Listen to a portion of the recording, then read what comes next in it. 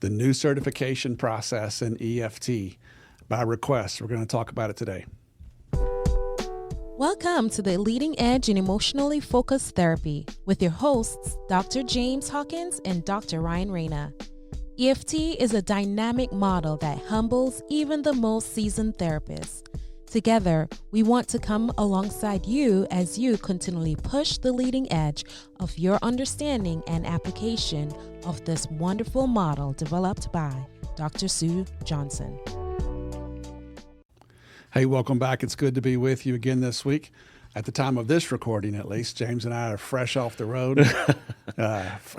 Part of us, let's go parts work. Yeah. Happy to be here. Part of us still kind of recovering from being on the road, but I've had some great trips, some great groups out in Montana, Dallas, DFW, North Texas. Yeah. And learning from those folks, learning together, very, very touched by people, making a special time to visit with me and thank us for what we're doing here. And I want you to know we do mean it when we say thank you. You do hard work. You step into the gap. I don't know that you can be paid enough for how hard this is sometimes. So thank you for doing hard things when you're underpaid and hanging with it, especially if you're working with couples or more than one person in the room. But either way, thank you for being a voice of hope and healing in your community. Also, you were in Vegas with George Fowler and Lori Watson. I was. Randy Watson. Got to definitely always want to give shout out to them over at Foreplay Radio. Yeah. A great mission they're on as well too. They are doing some really cutting edge stuff there. Yeah, and I thank you, Ryan. And I got to come back off the road with the St. Louis EFT community, doing great things there, getting to meet them. Let's see, where else? Boston at one time. I'm forgetting now. Atlanta? Atlanta. Yeah. There we go. Thank you, Ryan. I'll keep up with it, James. That's just how much I mixed around. And then I get to go out to Montana next. So that's cool. Yeah. So you're going to have a fun, good group there. Yeah. So we want to talk about today the by request out of North Texas. Could y'all talk about the new certification? I think people hear different rumors, and always good to go to the ICEEFT's website and actually read what's there. But it is true that it's been updated, and sometimes it hasn't been fully updated. And we're all in a season of change, and change is hard. But one thing I want to say is, the spirit of some of this is we want to, as an ICEEFT representative here, we want to further empower our supervisors, right? We want being a supervisor to be valuable in multiple ways. We want to center their voice. The trainer process is tricky in terms of who can be a trainer and how that process works. And so timing, location stuff. Exact need. It's not necessarily based on skill. I've heard multiple people say there's lots of supervisors who are more experienced and might be more skilled as a trainer. And I'm like, absolutely. 100%. Yeah. So we want to, ICEEFT wants to continue to promote supervisors in their careers. And even at the time of this recording, there's going to be even more opportunities that have been shaped by the ICEEFT board, which we'll talk about pretty soon when it comes out. But this new certification model really empowers the supervisors to be gatekeepers in a way, for them to be the ones that make this decision. And that's a really big shift because for, 20 years or whatever it was, to certify an EFT, you had to send your tapes into Canada, and there was only two people. The great Allison Lee, recently passed, and Gail Palmer, who doesn't want to pass, so therefore she had to take some of this off of her. 100%. And then it was 7 or 8 people who jumped in, but this has all been changed. And so we'll talk about that some today. Forgive us, we do have a couples model bias. That's how we came in. That's what I spend most of my time studying. I personally think the couples process moves so much faster, requires such a higher level of process skill. I don't mean to in any way negate the importance of or the sometimes challenging work with individuals and families are a different discussion. I've trained in all 3 of those modalities. I practice all 3 of those modalities, but I spend most of my time training with couples. So the ins and outs of the certification process of couples is what we're primarily going to talk about today. Yeah. So, but overall, it's a big change. And with every other big change, there's some pros and cons that come with that. So let's jump in and talk about What's been your experience with the new certification process? Well, one, I want to take a moment as we do. I want to give the supervisors a big thank you. You know, I remember my years as a supervisor and really appreciate that. I'm thankful for, in some ways, it coming the certification coming home to the supervisors because of the nature of their on the ground personal relationship and how they get to watch people grow from when they first come into supervision to as they progress, so they can monitor and notice change. And there's some things they'll see as a supervisor that we won't get to see maybe in the video. So that part I'm thankful for. What I'm seeing is I do appreciate the speed at which it's moving. People are getting certified quicker because they don't have the biggest waiting period, because now the whole EFT world waiting on 2 people. Also, I appreciate some of the cultural safety it kind of makes, where, you know, I've heard from some people that it helps to have a supervisor who is in their context regionally. Okay. And also, sometimes people do have supervisors who maybe come from the community of social identity factors that they come from, that helps them feel a little bit safer in sharing their work. Or language. And there you go. Yeah. So all those reasons, I appreciate what an international center like, you know, ICEEFT did to make this more accommodating across all these like languages and cultural contexts. And that was one of the main motivations. You know, so that's definitely a pro to it. And I think another pro is it doesn't seem so steep, like it's reachable. Yep. It's not necessarily easy, but it's easier. Uh-huh. And so this is approachable. It's doable. So I think people have seen this as more as a gate they can pass through a little 100%. Better. Yeah. If you want me to go ahead and get the boring technical stuff out of the Let's way, do it. and then I want to get, because there's some fun parts to certification. So technical part, EFT is one model in 3 modalities. Is that still the right language we're using, Ryan? Yes. So one model, 3 modalities. And so with that, they wanted to make a space to where it's not only focused couples, but like, what if your person says, I don't see couples, but I sure love this model and I want to get certified with individuals. Great. Now there's a pathway to that. Same thing. Like, I don't really do couples or individuals. Like, we know some people down in Monroe, give them a shout out, who do a whole lot of family work.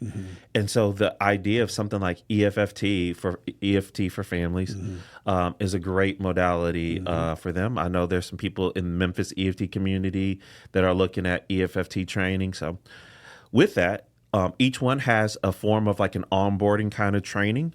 In couples, we call it externship. In individual and family, it's what we call as a 24-hour essentials class that will cover all the overview of EFT and how EFT looks at attachment and implements it. So EFT externship, that's couples. EFCT externship. EFT essentials.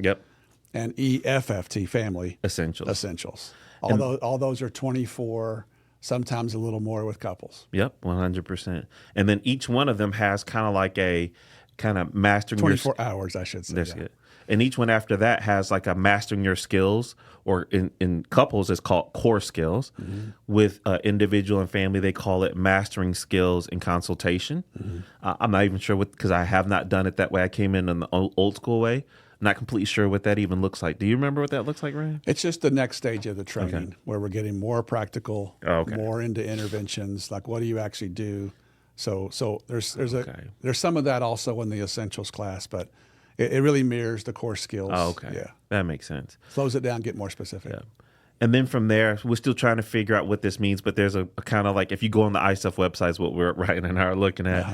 There's a purple box talking about additional training in between for the EFT individuals and family therapy model. So what the EFT additional training, that's 6-hour requirement, is there's recorded material on ICEEFT's website. So they're wanting you to see EFT applied to some contexts. So EFT with trauma, I think, is one of the main ones. There eventually will be a few different options, but the main one they're wanting people to take is the one that Sue and Leanne did. It's really strong on EFT with trauma. It's a 6-hour course, and that qualifies you to be finished with the coursework to go toward certification in EFT. Okay, awesome.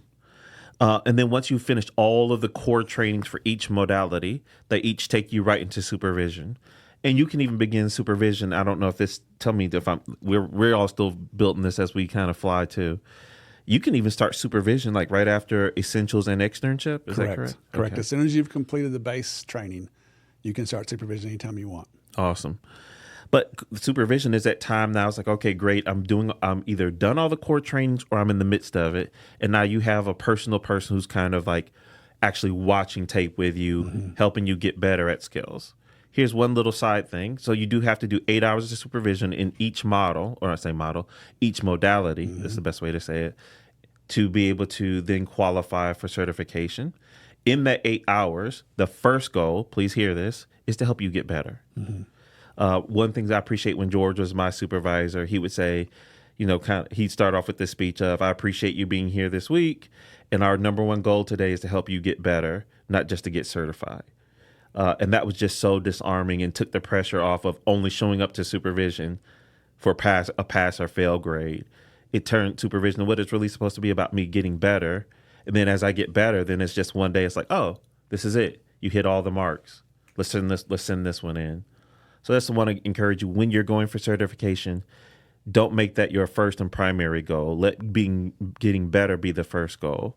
And then certification happens because you got better at doing the model. I don't know. That's just my takeaway on that one. I disagree. Go ahead. Go ahead. No, I mean, I like what you're saying. But in terms of like what I see on a regular basis, I think the main thing I would say is it's really, really helpful for your supervisor if you just like in attachment, if you get a really clear signal out. Oh, 100%. So I've had people who had a goal with me but didn't tell me. Oh, okay. And then like 6 months later, they're upset because they haven't achieved their goal. I'm like, I didn't even know that's what you were wanting. Right? Which is partially on me. I should have gotten them to get more clear. But what I find is if people want to get certified and they just use supervision to get better, they don't usually certify. Oh. Yep. So, okay. So I think it's fine to say, hey, I'm just going to focus on getting better in EFT for 6 months. Just as long as you know that usually doesn't translate right to certification. And so if someone wants to certify, if they're like, hey, I'd like to certify in the next year, I really think it's a great idea to put that up into first, not in a pressure standpoint, but in like what we're selecting, who we're looking for to video. Oh, okay. Right, because getting the right couple is a big deal. Yeah, that is. And what are we trying to do? Yeah. And that's one of the biggest, maybe the biggest benefit in my mind to certification is it actually helps you clean the work. Yeah, that's the part. Yeah. Most people before certification are still doing a lot of integration of different little aspects of other models, whether it's worksheets or whatever. And I'm not trying to knock those things. I'm just saying it's not a bad idea to go ahead and do it the way it's written one time. And I've heard talk to hundreds of people, including myself, who only after certification did I start to realize, hey, I can trust this model. Okay. It's not that you can't integrate other things, but you actually probably don't have to most of the time. And so that's really valuable to see it play out. And so again, I think it's not a bad idea to put certification first, because when I've never had someone certify, who didn't turn around and say, I'm a better therapist the next week. I agree 100%. From this process. But I've had lots of people go through years of supervision and not certify because they weren't really focused on that. So I think it's up to the listener what they want to do, but 100%. Be clear with your supervisor. I agree with that 100%. So that in the midst of supervision, what you're trying to find is you got to get, particularly now, this is me thinking couples work, so you're going to have to help me with the individual and family. It might be better just to go through couples and then go. Stay with it? Okay, let's do that. Let's talk couples here. So with couples work, what the supervisors wanting to see is, can you show them a good, a clean enough demonstration of stage 1 work with a couple, and then also stage 2 work with a couple. And then once the supervisor says, yeah, I think you have stage 1, you have stage 2, I'm good with you moving forward, because the supervisor is the one that gets to make that call. Right. And then the next step after that is you would send those tapes into ICEEFT. They have an online. Go ahead. You pick one. No, that's right. Thank you for reminding me of that. You pick one. It used to, but anyway, you pick one, either your stage 1 or stage 2. Exactly. And send to a trainer. There you go. And ICEEFT will upload that into a HIPAA compliant platform that they have called Hightail. And then you'll let ICEEFT know, like, hey, this is a trainer we want to watch, to give feedback on the tape. And the trainer's job there is to just come, help the supervisors out and say, hey, I concur. I see this, and this. Or they could say, like, the trainer could say, I see what you're saying. They could still be certified. I'd still want them to work on this, and this as well. Right. If it gets to a point where there's a disagreement between the supervisor and the trainer, that's a whole nother discussion. Well, no, it's the supervisor decides. Okay, got you. There we go. It's Okay. up to them. So Okay.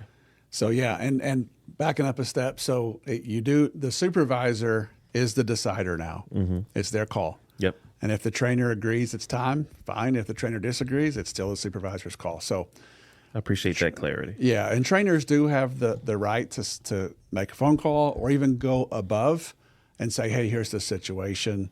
But end of the day, it is the trainer's call. You mean the supervisor? Excuse me. Yes, it's the supervisor's call, not the trainer's call. So again, if there's a big discrepancy, which I've not really seen before, I've never seen that. then you could go to like the education committee or to the board and say, hey, there's a situation where some more help is needed. That would be a move a trainer could make. But end of the day, it's a supervisor's decision. So, And that's worked out well so far from what I've seen. yeah. So it can be both, by the way. I've only done this twice where I'm the supervisor, even though I'm a trainer. Oh. And in that, if you work with the trainer as your supervisor, the same rules still apply. There has to be a second trainer that gives you written feedback. And I enjoy giving written feedback. I've done like almost 30 of those. Yeah, it is kind of fun. Yeah, good to see someone else's work, people I don't get exposure to. And Makes me and get so better. forth. Yeah. And I'm seeing a trend here. This is not on the website. This is breaking news. No, but most trainers are requesting that you send your stage 2 tape. Oh. That's just specific to them. So that's not really a rule, but I guess it's trainer preference on what they want to see. So I think at some level there's some discussions around, have we lowered the gate too much? Are we letting people certify without sort of showing they can do the big change events? So they would rather see the stage 2 tape. You show me someone that can do stage 2, they probably can do some stage 1, but that's not necessarily true in reverse. That's kind of what they're saying. Okay. So that's a thing. Let me back up on the EFCT path here, and we can take a break. But so core skills has also flexed some. So as you'll see on ICEEFT's website, the EFT core skills track traditionally was a 48-hour training, which was broken up in 100 different ways. You could do 2-day sets, you could do 3-day sets, you could do long 3 days, you could do, some people do 5 core skills, but the requirement was 48 hours. Well, that's changed now. The minimum requirement is now 24 hours for sort of that basic core skills. Mm-hmm. There are very few people offering this. So just telling you the situation. I think they're doing it some in Toronto, maybe a few other places. And so the idea with the 24 hours was trying to make certification more approachable, more mobile, make it to where it can be offered online, different platforms, possibly PESI, other places. But the 24-hour core skills is heavily reliant on supervision after the fact. So if you know for sure that I'm going to stay in regular supervision for 4 or 5 years, then the 24-hour core skills might make sense.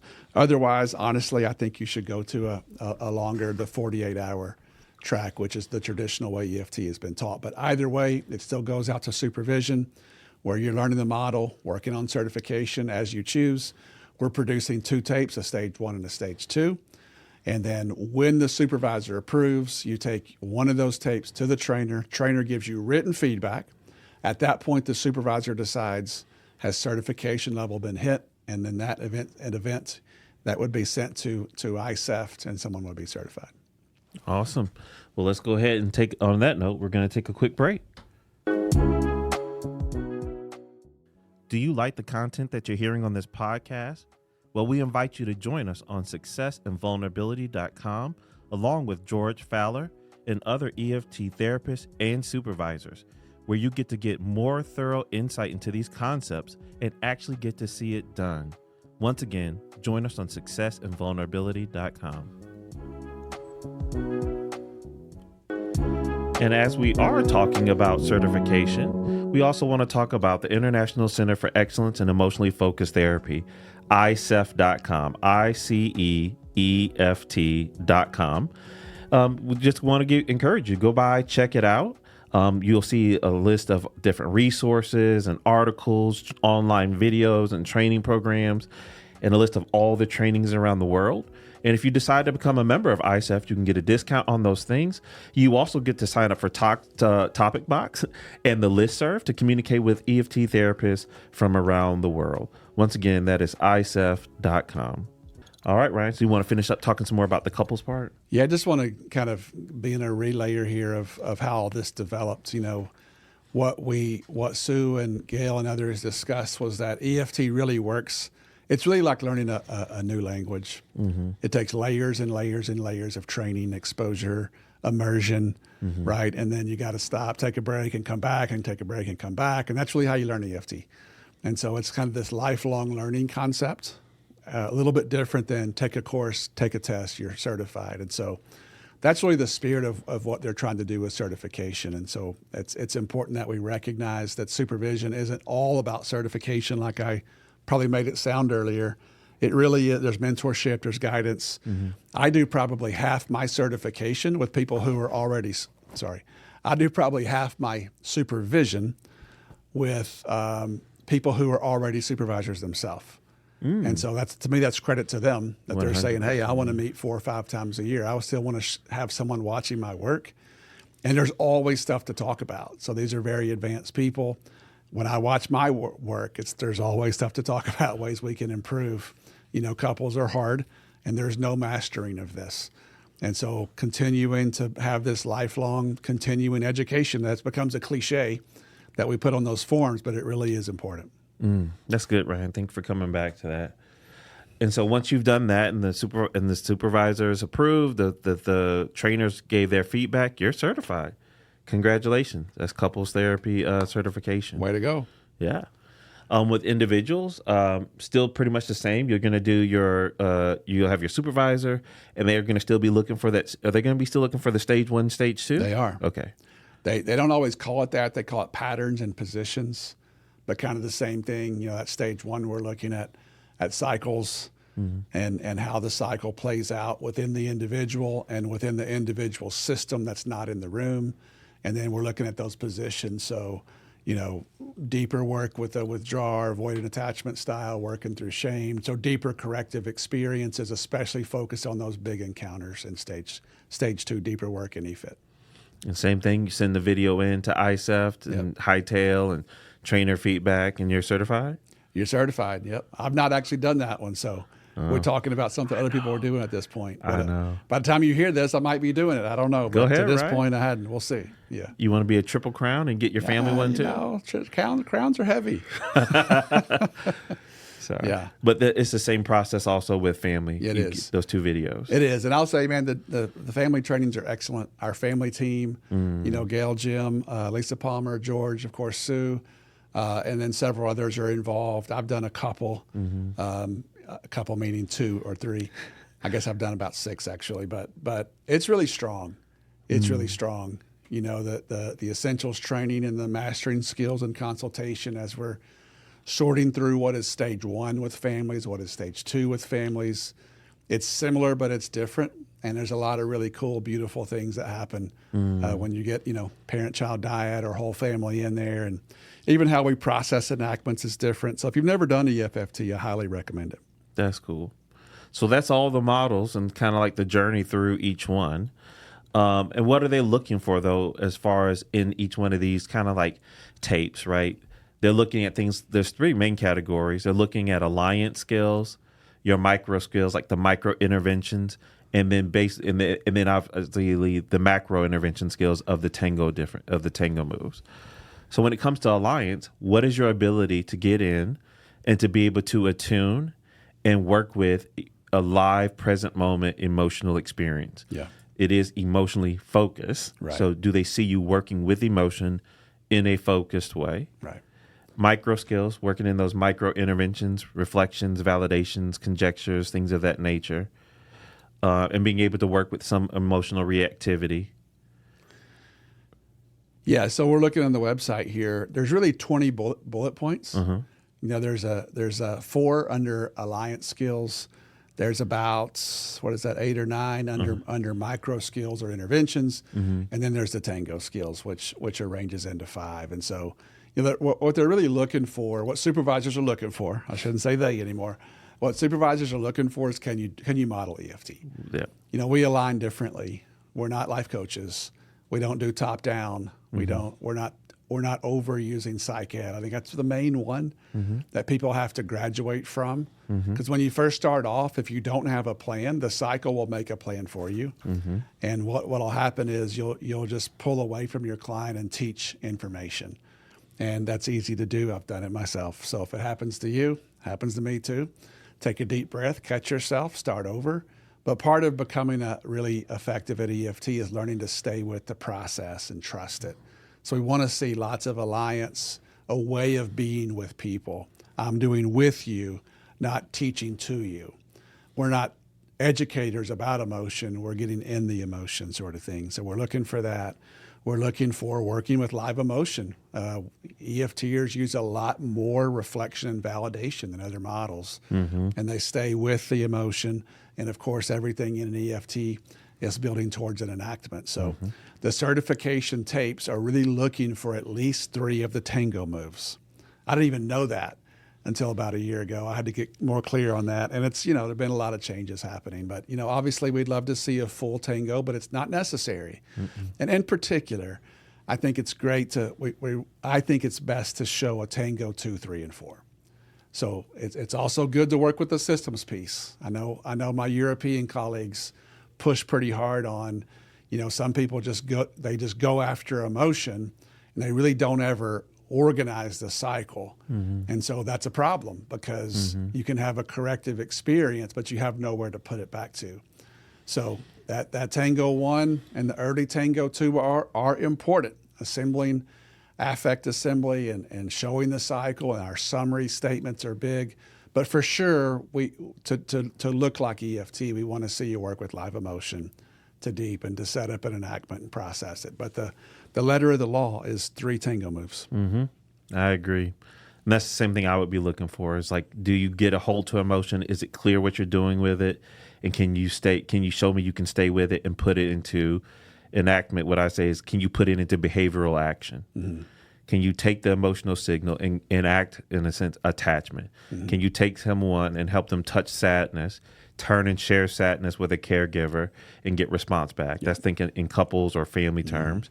But even can they do that with parts of self or imagine others in the EFT term? So, Yeah, and I'm looking at this list here, using that risk voice. If that's not a part of your set of interventions, it's not really EFT. So how we slow ourselves down. We don't just ask clients to go into emotion. We go in there together, and we're with them in those places. And from that, showing some timing that when we're ready to do that enactment and that encounter, that's when you're like, okay, this is EFT. I know when I watch a video, if you show me that, I'm like, yeah, we're good. Of course, there's always things to look at, but you're in the ballpark when you're doing that. Yeah. And I tell you, I do mean this. It's been a joy to get to watch the certification tapes. So definitely, I think, we would say thank you, one, for you all. Like, you don't have to try and do certification, but for the people that do it, I really have a lot of respect that they're willing to commit themselves to a process of learning and getting better. And then they're opening themselves up vulnerably to let their supervisors watch their work. They're opening themselves up for trainers to watch their work and for them to get feedback. And the thing I kept hearing from people was the process was beneficial for them. Yeah. From even just for them, there's partly because, the supervisor and the trainer become like attachment figures for them, helping them along the journey, but also in their own personal confidence. I stuck to a process. I really learned this. I got it down packed. And for me, when I got my certification certificate, I was kind of shocked. I mean, I had my Ph.D. already, but I really cherished that because in Ph.D. and that was like writing papers and answering questions. This was about someone actually watching the product of my work with real people and giving me good feedback. I'm like, I really proved I'm a good therapist here and not just a good therapy student in a way. So that meant a lot to me. Yeah. Yeah. And so it has that initiation kind of feel, right? And of course, once you certify, there's still always a lot more to learn, but you can have a sense of, all right, I can do this. I've shown that I can do this one time, and I won't lie to you. If I'm sending someone I care about to somewhere in, North Dakota, and I don't know anybody in North Dakota, I'd love to go there, but I never have. And I'm like, I don't know. I'm going to ICEEFT's website. Yep. And I'm going to find someone who's at least had some training. And if they have the C by their name, which means they've certified, that means somewhere, someone has seen them do something that looks like EFT at least one time. And that's one time more than zero. And so certification matters in terms of how the community sees you, particularly the thousands of people around the world that don't know any different either way. Certification tells them, hey, I've taken this seriously enough to be conscientious and sort through this. I agree, Ryan. Yeah. If friends or family from around the world ask me about EFT therapists and literally I've gotten in different countries, that's the first thing I do is I go to that ICEEFT website. Yep. Yep. And the last thing for me, we talk about empowering supervisors. And there's a few supervisors, and you might be listening to this, and it's okay if this applies to you. There's a few supervisors, though, they're like, that empowers me a little too much. Like, I don't know if I'm ready for this. And so that's normal, but I and several other trainers have been involved in trying to help a few supervisors who are just a little nervous about the process.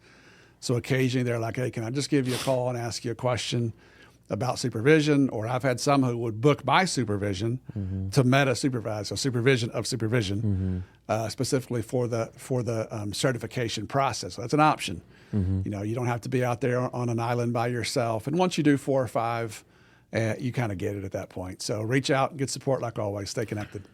And I know usually I don't do the best job with our show notes, but our show notes will be valuable to you this time. Ryan and I will put a link to the ICEEFT website that we've been reading off of and kind of getting some information off of during this podcast. Also, I'll put a link to Lisa Palmer Olsen, Marlene Best, Jim Furrow. They run a group called the Supervisors Collaborative. And it's just I think it's like a monthly meeting with supervisors and people who want to be supervisors in EFT get together to talk about different topics, but to support each other. And I know the certification process comes up a good bit there amongst those supervisors. Also, we want to put a resource from Success and Vulnerability that our own Dr. Chad Imhoff, he did a SV Live discussion with, I think, a couple hundred EFTers from around the world. The title of it was Let's Get Certified. And he does some talking through some of the certification stuff. And for 2 hours. For 2 hours. Really gets into the nuances here. Yeah. So we'll put a link to that free resource. So we're giving that away for free. Yeah, it's already on Success and Vulnerability for free. So we're going to give it to the Leading Edge listeners. Check it out. For free. So that'll be 3 resources you can find in our spot. But as always, for Ryan and I, thank you for what you do. Thank you for your commitment to excellence. Not just you as therapists, but also to the supervisors in EFT. I know you make a lot of things happen. And so for Ryan and I, we're grateful. We're grateful when we get to go meet you, when we train and have lunch with you and hang out and talk life and EFT. Thank you for what you do for ICEEFT. We really appreciate you. You're seen and appreciated. Yeah. Thank you for listening. We hope this experience helps you push the leading edge in your work to help people connect with themselves and with each other. Please subscribe to our podcast and leave us a 5-star review. You can contact us at pushtheleadingedge@gmail.com, and you can follow us on our Facebook page at Push the Leading Edge. You can follow Ryan on Facebook at Ryan Rana Professional Training and on his website, ryanranatraining.com. You can follow James on Facebook and Instagram at DocHawkLPC. You can also check out his website, DocHawkLPC.com.